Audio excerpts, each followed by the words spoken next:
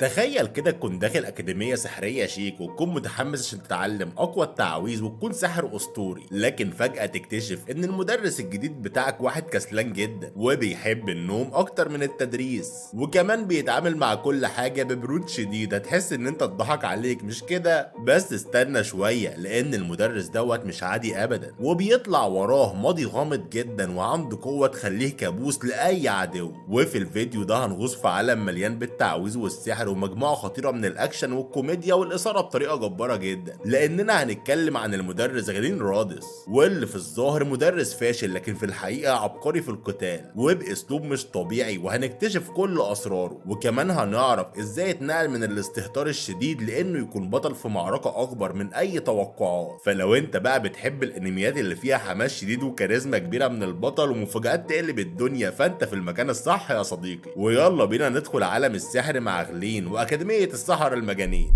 بيبدأ الانمي بتاعنا في مدينة اسمها فيجيتي، والمدينة ديت اللي في المنطقة الجنوبية لإمبراطورية ألزانو، واللي موجود فيها الأكاديمية السحرية العريقة. وفي الوقت دوت بنشوف راجل بسيط قاعد بيلعب بحجر كده، لكن فجأة بيتعور وفجأة بتجري عليه بنت جميلة جدا وبنعرف إن اسمها روميا، وبتروح عند الراجل ده وبتقول له اسمح لي إن أنا أعالجك يا معلم. وبنشوف إن روميا بدأت تشرح ليه وتقول له أنت عارف برضه إن السبب اللي بيخلي الإمبراطورية ديت معروفة كقوة سحرية هو الأكاديمية بتاعتنا، والأكاديمية ديت اصلا متاسسه من اكتر من 100 سنه. فالراجل بيستغرب وقتها وبيقول لها شكلك طالبه في الاكاديميه دي. فروميا بترد بابتسامه وتقول له على فكره برضه استخدام السحر بره الاكاديميه ممنوع، واتمنى اللي حصل يفضل سر بينا. لكن الراجل بيطمنها وبيقول لها ما تقلقش ابدا. بس في الوقت ده بتيجي بنت تانية بشعر ابيض اسمها سيستين وبتندع عليها وبتقول لها يلا بينا نرجع الاكاديميه، وبالفعل بيمشوا من المكان. لكن سيستين وهي في الطريق بتكلم روميا وتقول مش قلت لك ما تخرجيش لوحدك؟ روميا بترد عليها وبتقول لها انا اسفه انا ما سمعتش كلامك اصلا. لكن سيستين بتبتسم وتقول برضو انها ما تتاسفش لانهم اهل خلاص. فروميا بتفرح جدا وتقول لها شكرا ليكي. بس سيستين بتكمل كلامها وبتقول برضو انها لازم تعرف سبب استقاله المعلم هوي. وفجاه وهم ماشيين بيلاقوا شاب بيجري عليهم بسرعه كبيره جدا، فسيستين بدون اي وعي تتصرف بسحرها وتبعده عنهم، وساعتها الشاب دوت بيتهبط في الميه. لكن لما بيطلع بيبقى كانه ما حصلوش اي حاجه وبيسالهم لو كانوا بخير. فسيستين بترد عليه وتقول له يا عم شوف نفسك انت الاول. بس بيقول لها ما تقلقش ابدا، واهم حاجه ان هم ما يمشوش في مكان زحمه زي دوت من تاني. بس سيستين بتتعصب جدا وبتقول له انت يا ابني انت اللي كنت بتجري ناحيتها اصلا. بس روميا بتحاول تهديها شويه وتقول لها تستنى لانها استخدمت السحر الاول، يعني لازم تتاسف ليه. فسيستين بتسمع كلام روميا وبتقول للشاب دوت انا اسفه، وتتمنى بقى ان هو يقبل اعتذارها في المقابل. فالشاب بيفرح جدا وبيقول ان هو كده اتاكد ان احساسه ما كانش غلط، وبسرعه بيروح على روميا وبيقول لها انا حاسس ان انا شفتك قبل كده على فكره. فستين بتضربه من تاني بالسحر وبتاخد روميا وتمشي من المكان. بس في الوقت ده بنروح للاكاديميه وبيكون المدير بيتكلم مع المساعد بتاعه عن المعلم الجديد اللي اتاخر عن اول يوم شغل ليه. فالمساعد بيقول انه للاسف مش هيقدروا يعملوا اي حاجه، وده لانه معاه توصيه خاصه من استاذ سلكا. اما في الفصل بقى الطلاب بيكونوا مستنيين المعلم ونص الحصه عدى اصلا وهو لسه ما جاش. لكن فجأة الشاب اللي قابل روميا وسيستين بيخش الفصل وبيقول لهم اهلا يا جدعان انا غلين المعلم البديل اللي هيشرف على القسم ده. فسيستين وقتها بتتعصب جدا وبتقول له انت مش طبيعي تكون المعلم اصلا. فبيرد عليها بهدوء وبيقول كفايه كلام خلونا نبدا الدرس على طول. بس في الوقت ده بيكون المدير هالي بيتكلم مع سيلكيا وبيقول لها ازاي تعينوا ساحر من الدرجه الثالثه لانه اقل من المستوى المطلوب للتدريس. فسيلكيا بترد عليه بكل ثقه وبتقول له انا اللي هتحمل مسؤوليه اي حاجه تحصل على فكره. فهالي بيتضايق ويمشي وقتها. لكن المساعد بيسال سيلكيا عن قصه غلين. فسيلكيا بتقول وهي متضايقه ان قصته مش سعيده ابدا، لكن كل اللي هي بتتمناه انه يعيش حياته بشكل كامل في المدينه دي. اما بقى في الفصل غلين بيشرح الدرس، لكن في طالبه اسمها لين بتساله وتقول له ان كل اللي هو شرحه مكتوب بلغه غريبه في الكتاب وان هم مش فاهمين اي حاجه. فغلين بيقول لها الافضل تدور على الترجمة بنفسها. فوقتها سيستين بتتعصب جدا وتقول له انت ازاي ترد عليها كده، المفروض تجاوب على السؤال ده، مش انت المعلم ولا ايه؟ بس ساعتها جرس الحصة بيرن وغلين بيخرج اول واحد بسرعة. بس بعدها بنلاقي ان البنات بتغير هدومها، وفجأة غلين بيفتح الباب بالغلط عليهم، وطبعا دوت ضايق الطلاب جدا، فسيستين بتنزل فيه ضربة بالسحر بتاعها تاني. بس بعد كده بنلاقي ان سيستين قاعدة وتتكلم مع روميا وبتقول ان هي لازم تتعلم اكتر، وده لانها عاوزة تكتشف سر قلعة السماء. لكن فجأة غلين بيظهر وروميا بتقول له شكلك بتحب الاكل يا معلم، فبيقول لها انه بيستمتع بالاكل جدا. فوقتها روميا بتفرح وبتقول له انا عاوز اجرب طعم البسله بتاعتك ديت طيب. بس غلين بيقول لها اتفضلي، وبتاكل بالفعل، وبيحاول غلين ان هو ياكل سيستين كمان، لكنها بتتعصب جدا وتقول له ان هي لازم ترفضه من المكان ده. بس في الوقت دوت بنروح لسيلكيا اللي بتكون قاعده وتفكر في كلامها مع غلين، لما اصلا كان رافض فكره التدريس لان هي اللي هددته وخلته يوافق. بس بنرجع للفصل وقتها وبتكون سيستين بتتخانق مع غلين من تاني، وبتقول له ان هي من عشيره مليانه بالسحره النبلاء واللي بيكون اسمها فيبيل، وممكن اصلا تخلي ابوها يرفضه من المكان ده. فغلين بيقول لها بكل فرح خليه يرفضني، انا اصلا جاي هنا بالعافيه. بس في الوقت دوت بتقول له سيستين بقى احنا لازم نخش تحدي مع بعض على فكره عشان يحسن من اسلوبه كمعلم. بس غلين وقتها بيقول لها بشكل جد لو كانت متاكده من كلامها ده. فسيستين بتقول له ايوه، وغلين بيقول لها ماشي يا ستي انا موافق وهقبل التحدي دوت. بس بعد كده بنشوفهم واقفين في الملعب، وغلين بيقول ان التعويذه الوحيده اللي هيستخدموها في المعركه دي هي صاعقه الصدمه. فسيستين بتوافق على طول، والتحدي بيبدا، وسيستين بتكون هزمته من اول جوله اصلا. فغلين بيقول لها خليتك تكسبي بمزاجي على فكره، بس مش هخليكي تكسبي الجولتين الجايين ابدا. وبيكون لسه هيضربها بالتعويذه، لكن غلين بتضربه من تاني وبتكسبه في باقي الجولات الثلاثه، وبتقول له انا كسبتك خلاص، ده معناه ان انت لازم تنفذ الاتفاق وتحسن من سلوكك. فبيرد غلين ويقول ان هو ما اتفقش معاها على اي حاجه عشان ينفذها، وبيسيبها ويمشي من المكان. بس تاني يوم بيجي بسرعه وغلين بيدق الكتاب على السبوره وبيقول لهم بقى ان درس النهارده عن الساحر.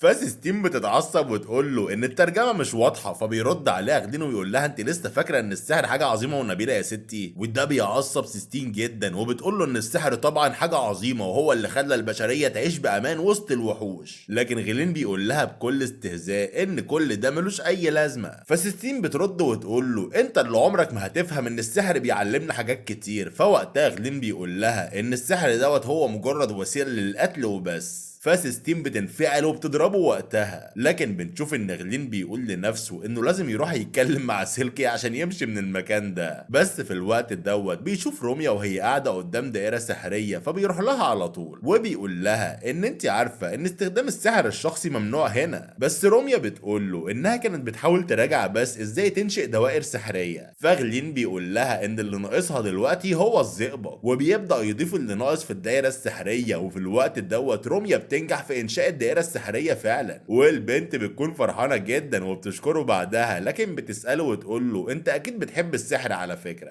بس غلين بيرد عليها وقال انه بالعكس اصلا لانه بيكره السحر ده. فوقتها روميا بتساله طب انت كنت تشتغل ايه اصلا؟ فغلين بيقول انه ما كانش بيعمل اي حاجه وكان مجرد شخص منعزل. بس ساعتها روميا قالت له انها بتتعلم السحر عشان يكون مفيد للبشريه وكمان عشان تسدد ديونها لحد اصلا. فبيستغرب غلين جدا وبيسالها دين ايه بالظبط؟ فبتحكي له روميا وتقول له انها من 3 سنين كانت هتموت على ايد سحرة اشرار، بس في ساحر جه وانقذها، ومن ساعتها بقى قررت تتعلم السحر. بس الوقت عدى وتاني يوم بيخش غلين الفصل وبيعتذر لسيستين وبيقول لها انا اسف على كلامي عن السحر ويلا نبدا الحصه بتاعتنا. فساعتها سيستين بتستغرب جدا، بس بعدها بيروح غلين وبيبدا الحصه فعلا، وبيقول انه هيعلمهم النهارده تعويذه صعقه الصدمه. وبعد ما بيخلص الشرح بتاعه غلين بيقرب من سيستين وبيقول لها انا بحبك على فكره. بس وقتها سيستين اتحركت جدا وبتقعد وقتها على طول. فغلين بيضحك ويقول للكل ان دوت درس عمل اهوت وتعلموا منه ان اي كلمات بيكون لها تاثير كبير. لكن في نفس الوقت بنشوف ان سيلكيا بتتكلم مع المدير ريك وبتقول له انها كانت عارفه ان الواد ده هينجح في الاكاديميه. بس ساعتها ريك بيقول ان اهم حاجه ان الطلاب بداوا يحبوه. وبعدها بقى بتروح سيلكيا لغلين وبتقول له ان هي فرحانه بيه جدا. اما بقى في ليله بالليل نفس اليوم شخص غامض بيتكلم مع راجل مجهول، والراجل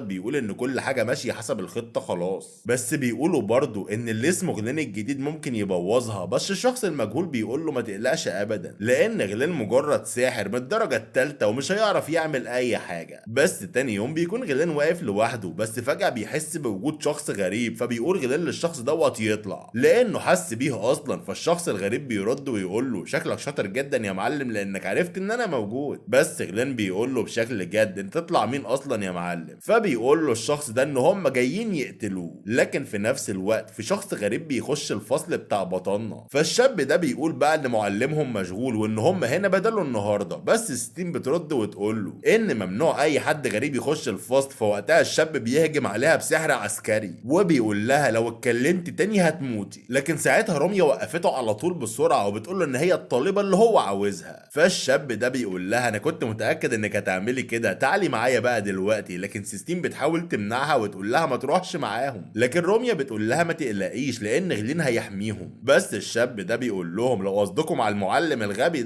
فهم قتلوه اصلا. فوقتها روميا بتقول له وهي مخضوضه هم عاوزين منها ايه بالظبط؟ فالشاب بيقول انت لازم تموتي على فكره وما ينفعش تكوني عايشه دلوقتي. بس فجاه الشاب التاني اللي معاه بيهجم على سيستين. لكن المفاجاه الحلوه ان غلين بيظهر فجاه وبيقول لهم ايه يا جدعان اللي بيحصل هنا ده؟ فالشاب بيقول له مالكش دعوه يا معلم امشي من هنا. فغلين بيقول له طيب اسيبك براحتك يا معلم. وساعتها سيستين بتزعق فيه وتقول له تعالى انقذني يا غبي انت. فغلين بيقول لها حاضر هنقذك دلوقتي على طول. بس ساعتها الشاب بيسيب سيستين وبيقول لغلين شكلك عاوز تموت يا معلم، وبيحاول يستخدم تعويذه لكنها مش بتشتغل. فغلين بيقول له ان سحرك دلوقتي مش هيشتغل ابدا يا معلم، وبيخرج كارت من معاه وبيقول له ان بطلنا معاه كارت الحمايه، وبيهجم غلين عليه وبيديله علقه محترمه جدا. لكن بعدها بيروح لسيستين وبيقول لها انت كنت خايفه صح ولا ايه؟ فسيستين بتقول له ايوه جدا على فكره، بس بتقول له انت مش ملاحظ بقى ان البنطلون بتاعك واقع ولا ايه؟ فغلين بيتخض على طول وبيعتذر وقتها، بس بيتكلم مع سيلكي عن طريق سماعه سحريه وبيقول لها ان الاكاديميه دلوقتي محاصره والطلاب اتخطفوا كمان. فسيلكيا بتقول له طب انت عرفت هويتهم ولا لا؟ فبيقول لها غلين ان هم من مجموعه السحره الاشرار. فسيلكيا بتتوتر وتقول ان المجتمع السري للسحره صعب يخشوا الاكاديميه بالسهوله دي،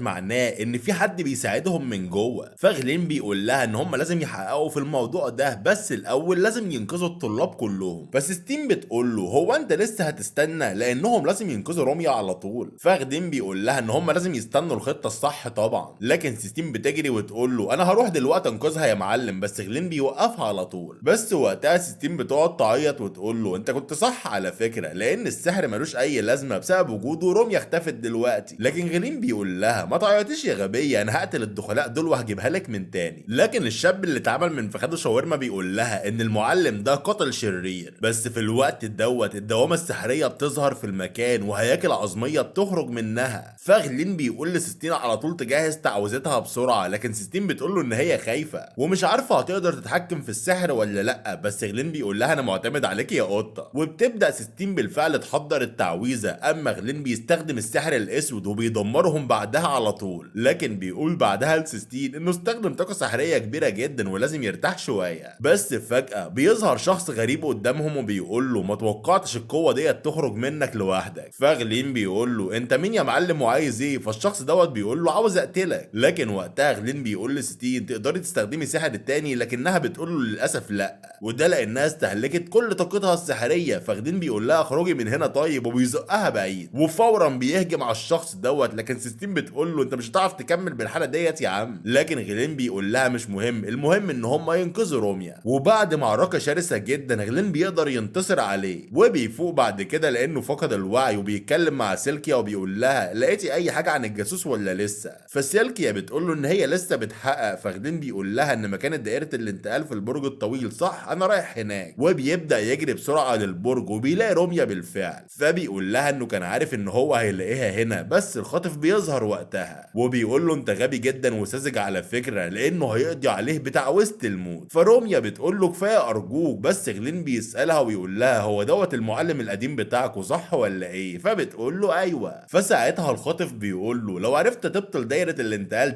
يبقى انت ساحر عظيم بالفعل. فغلين فورا بيقلع القفاز بتاعه وبيعض ايديه وبيستخدم الدم بتاعه لفك التعويذه. لكن روميا روميا بتحاول توقفه، بس غلين بيقول لها باقي طبقه واحده ومش همشي من هنا غير وانتي معايا. بس للاسف غلين بينهار من التعب، لكن روميا بتقدر تفك نفسها وبتنقذه وتمده بالطاقه السحريه، فبيقوم بقى وبيقضي على الخاطف دوت وبينقذها كمان. لكن بعد كده بنلاقي ان الوقت عدى وبنشوف ان غلين مع سيلكيا وبيقول لها انا مش مصدق ان روميا اميره ارمينيا، لان الاميره ديت المفروض ماتت من 3 سنين. فسيلكيا بتقول له ان محدش غيرها يعرف اصلا هي والمدير، وبتسال غلين بقى ناوي يكمل تدريس ولا ايه، فبيقول لها انه لازم يعرف البنات دول هيوصلوا لحد فين. لكن في الوقت دوت بنروح لقصر الملكه اللي بتتكلم مع المساعده وبتقول لها ان القائد الاعلى للحرس الامبراطوري هو القائد زيروس، وبيوصل بالفعل وبيرحب بيها وبيقول لها ان هو هنا عشان مساله زيارتها للاكاديميه السحريه واللي موجوده داخل امبراطوريه الزانو. فبترد الملكه اليسيا وتقول له شكرا يا معلم، لكنه بيقول لها بقى ان الامبراطوريه ديت فيها سر خطير جدا. فاليسيا بتقطعه وتقول له ان موجود فيها البنت اللي توفت، صح ولا ايه؟ فبيرد ويقول لها ايوه، لكن بيعرفها برضه ان في بعض الناس في الامبراطوريه ديت عارفين الحقيقه، وان لو الموضوع انتشر ممكن يحصل مشكله كبيره جدا. فاليسيا ردت وقالت له شكرا على النصيحه ديت، بس يقدر يمشي دلوقتي. ولما بيخرج بتتكلم مع المساعده بتاعتها وتقول لها ان هي واثقه ان البنت دي اكيد بتكرهها جدا، لكن برضه حتى لو بتكرهها او مش هتسامحها لازم تصالحها دلوقتي. بس بعد كده بنروح نشوف سيستين وروميا وهم بيتكلموا مع الطلاب وبيقولوا ان هم عاوزين يبذلوا كل جهدهم عشان مسابقه التحويل اللي هتتعمل الاسبوع اللي جاي. فالطلاب بيردوا ويقولوا ان هم مش عاوزين يشتركوا اصلا عشان هيخسروا كده كده، لكن سيستين قالت لهم ان الفوز مش السبب الوحيد للمشاركه. فبيرد الطلاب على سيستين وبيقول لها مفيش داعي للمحاوله اصلا، لان الملكه هتحضر المسابقه ومش عاوزين شكلهم يكون وحش. بس في الوقت دوت غلان بيقول لهم خلوا الموضوع عليا. فسيستين بترد عليه وتقول له ايه الخطه العبقريه بقى بتاعتك يا معلم؟ فغلين وقتها بيضحك بغرور وبيقول لها بسيطه جدا، انا هوزع الادوار على حسب المهارات، وان النزالات بقى هيكون فيها سيستين واجيور وكاش، اما بقى معركه فك الرموز هتكون على ويندي، اما الطيران هتكون على رودي وكوي. بس في الوقت ده ويندي بتتضايق جدا وتقول له انا كنت عاوز اشترك في النزالات يا عم. بس غلين بيقول لها بهدوء انه عارف ان هي سريعه جدا وعشان كده خلاها موجوده في فك الرموز، اما ويندي بقى بتقول له بغضب طب ماشي يا معلم. بس بعد كده بنروح في مكان تاني لساحه التدريب وبيجي وقت المسابقه فعلا، وطالب من القسم الاول بيتخانق مع القسم التاني وبيقول له بغضب انتوا جايين ها ليه؟ ده المكان بتاع تدريبنا. بس الطالب التاني بيقول له اخرس يا غبي، لكن غلين وقتها بيروح ويتدخل بسرعه وبيزعق ويقول لهم اهدوا شويه مفيش داعي للخناقه دي. لكن وقتها بيتدخل المعلم هارلين بخطوات واثقه جدا وبيقول لهم هو ايه اللي بيحصل هنا؟ فغلين بيرد بضحك ويقول له مش معقول جاي شخصيا عشان تشوف المشكله دلوقتي. فهارلين بيقول له بعصبيه هو انت بتتريق عليا يالا؟ لكن غلين بيقول له لا طبعا انا بس ما كنتش اعرف ان الطلاب بتوعك مشتركين في المسابقه. فهارلين بيقول له بكل غرور خد طلابك وابعد عن ساحه التدريب بتاعتي. لكن غلين بيقول له طب احنا هنبعد شويه يا معلم. لكن هارلين بيقول له لا انتوا مش تبعدوا شويه، انتوا تسيبوا المكان كله. فغلين بيقول له شكلك واثق من نفسك قوي يا معلم. فبيقول له برضه ان هو سمع انه ناوي يشارك في المسابقه بكل طلابه. فبطن قال له ايوه بالظبط كده. فهارلين بيضحك جدا ويقول له انت واثق في نفسك قوي على فكره. لكن غلين بيقول له برضه بكل ثقه اكيد طبعا، ولو مش مصدق تعال نتراهن دلوقتي. فهارلين بيقول له ماشي بس على ايه؟ فبطن قال له على المرتب بتاعك لمده 3 شهور كاملين. وساعتها هارلين بيفكر شويه بس بيوافق في الاخر، وبتبدا وقتها نظرات التحدي بين غلين وهارلين، والطلاب بيكونوا متابعين اللي بيحصل في صمت اصلا. بس بعدها بنشوف غلين وهو بيدرب التلاميذ بتوعه، وبنروح بعدها الروميا وهي واقفه بتفكر في نفسها وهي صغيره وبتعيط بسبب الحريق اللي حصل. وساعتها ظهر لها ساحر وقال لها ما تخافش لانه جنبها وهينقذها. بس بنرجع للواقع ونشوف سيستين بتتكلم معاها وتقول لها يلا عشان العشاء جهز خلاص. فبترد روميا وقالت لها ان هي فرحانه جدا لان المسابقه هتتعمل بكره اخيرا وهيقدروا يشوفوا الملكه دلوقتي. فسيستين ردت وقالت لها وانا كمان فرحانه على فكره. بس في الوقت ده بتكون المساعده بتتكلم مع الملكه من تاني وبتقول لها شكلك فرحانه جدا. فالملكه بتقول لها انا فعلا فرحانه لانها هتشوف بنتها اخيرا. وبيجي بالفعل وقت المسابقه وبنشوف ان الطلاب في المسابقه وهما بيعملوا ادوارهم بكل تركيز. وروميا بتكون في مسابقه الدفاع العقلي وكل المتسابقين بيخسروا ما عدا هي وجايلي اللي من القسم التاني. فبيتكلم المدرب وبيقول لهم انه هيزود قوه الهجوم علشان ينهي السباق ده. واول ما بيزود الهجوم بتقع روميا على طول على الارض. بس في الوقت دوت غلين بيتدخل ويقول لروميا تستسلم في الوقت ده. لكن المدرب بيلاحظ ان جايلي واقف في مكانه بس فاقد للوعي اصلا، ودوت معناه ان روميا هي اللي انتصرت في المعركه.